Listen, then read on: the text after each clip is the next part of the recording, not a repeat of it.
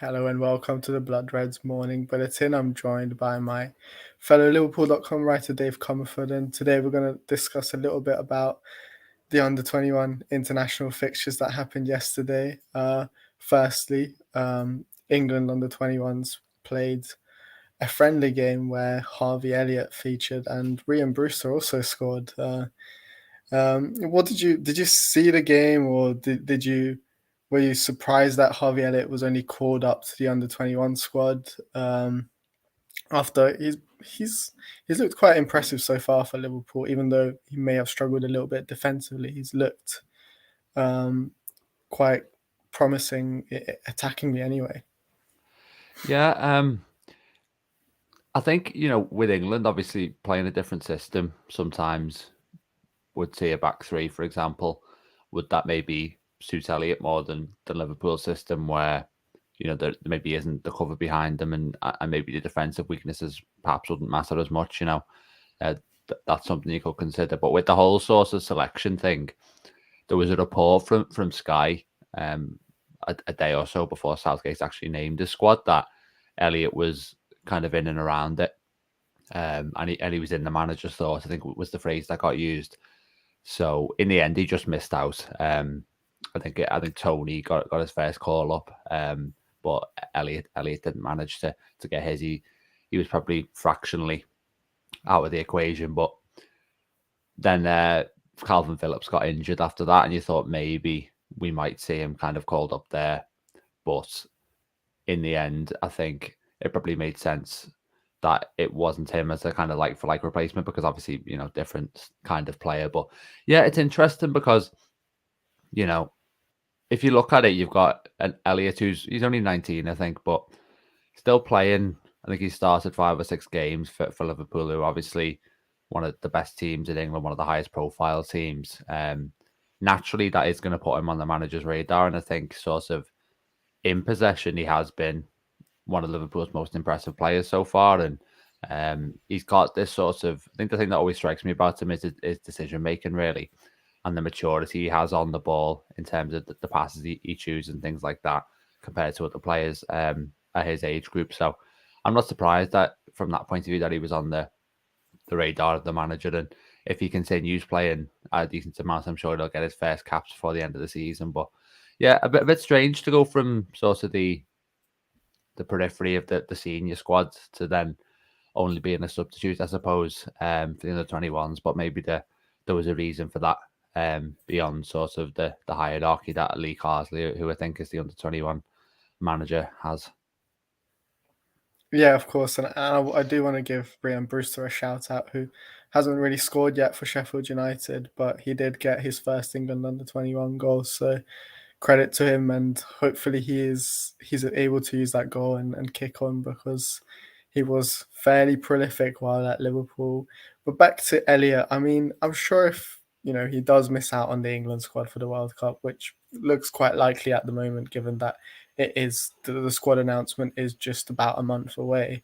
I'm sure Jurgen Klopp will not be too disappointed to have the opportunity to work with Elliott during that sort of second pre-season, as what people are touting when the World Cup is on in November and December.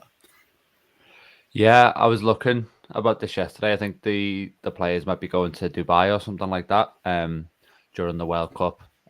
With the thinking being that it's fairly close to Qatar, so players who get knocked out of the tournament are able to just join up with the squad fairly easily. So I think it will probably function as that second pre-season in that sense, obviously with a bit of time off thrown there too, you would have thought. But it was a piece I wrote on the website last week actually about Elliott, and it looks like he will be sort of a future star for England, and Liverpool will have to get used to him probably going to major tournaments. But this one, having missed out on this squad, like you say, looks unlikely for him. Had he made it into the squad, then I think he would have had a good chance. But is the manager going to take a punt on a player who he's not really used before, at the World Cup?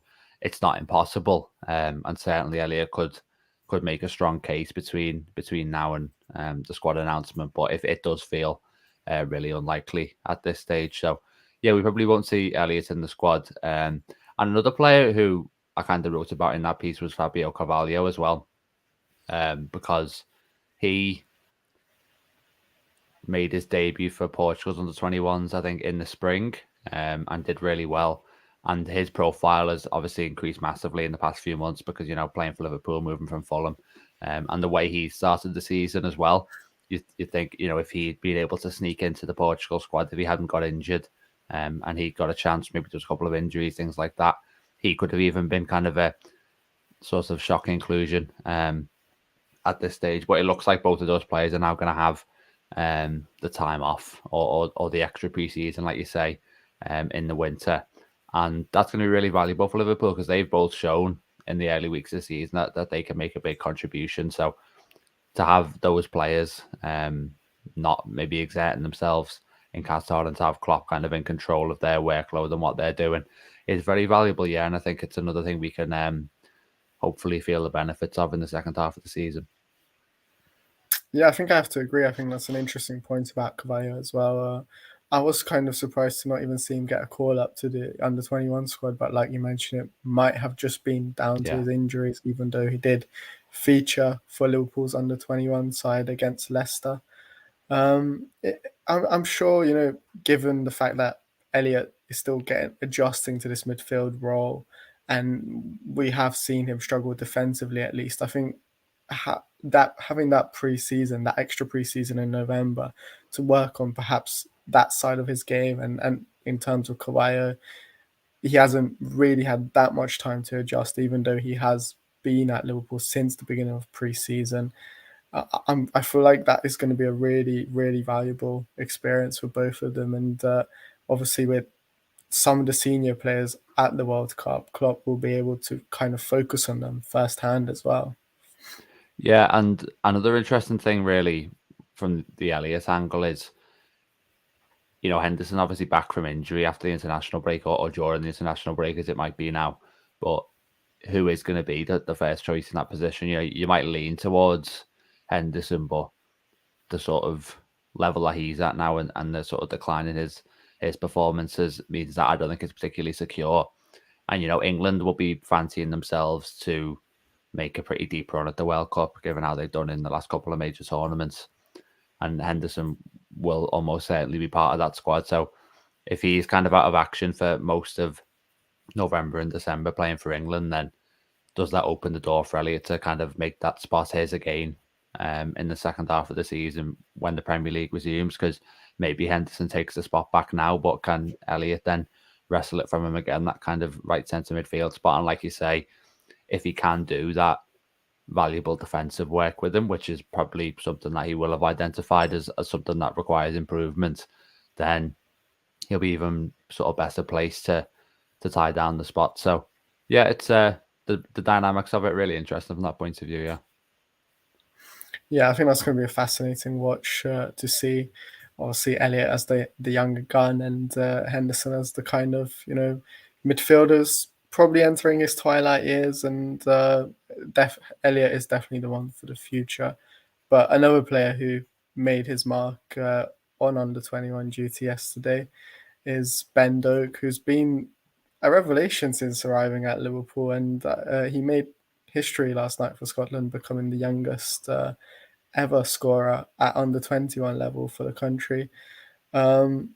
He very much feels like someone to watch for the future, and potentially even for the now in the League Cup games, perhaps. What have you made of his start to his Liverpool career, Dave?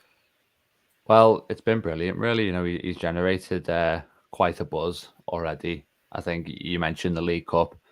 If we saw Cade Gordon playing last season and quite a lot of other young players, there's no reason why we can't see him play a decent amount of minutes. We've got Derby in the first game, which they're not exactly sort of a bottom of the table League Two kind of team, but still definitely an opportunity there to play give some players some debuts potentially in that game. So that could be one that's targeted, and he'll definitely be sort of banging on the door if his form continues. I think there was actually, I got a tweet up here before yesterday. So this is at club level. He had 4 goals and 3 assists in his first 6 matches. So you can't really argue with a return like that. And I think the thing that really strikes me is yesterday. I watched the goal back, and it's a really well taken finish, great composure, just kind of rolling it in at the near post as he comes off the right wing. But he was actually the second youngest player to play for Scotland at that level. So obviously the youngest goal scorer, but the fact that he's 16 and scored and making that impact at the under-21 level is really, really exciting for me, because it's always a sign, and it sounds obvious, but it's always a sign of the very best talents and the best future stars, that they can just sort of jump in at a level which is theoretically quite a few rungs above where they're at, and they can just, mix it with those players. And clearly he can do that, and he seems to be passing kind of every test he's given at the moment. So yeah, he's not been here long, but he already looks like one of the most exciting players in the academy. And I also think, just to make one last point on this, with the sort of rules that have changed post Brexit, you're seeing a lot of big English clubs looking to the best Scottish talent, because it's so much easier to bring them in than it is players from Europe now. So I don't think he's going to be the last by any means player we see come in from those sort of Scottish Premiership academies. And obviously they'll be encouraged in that transfer policy by how he started. Yeah, I think that's something to keep an eye on. Obviously, Calvin Ramsey as well came in this summer from Scotland. I think what I really like about Doak is his sort of playing style. He seems like a quintessential Liverpool attacker, and his explosiveness. He presses a lot, and obviously very clinical in the final third as well. So I think he is a really exciting player to watch. I think that about wraps up for today, though. Thanks, Dave, for joining me. Thanks, everyone, for tuning in. As always, there's going to be plenty of content on Blood Red and Liverpool.com, so make sure to check that out as well. And yeah, lastly, thanks everyone for joining.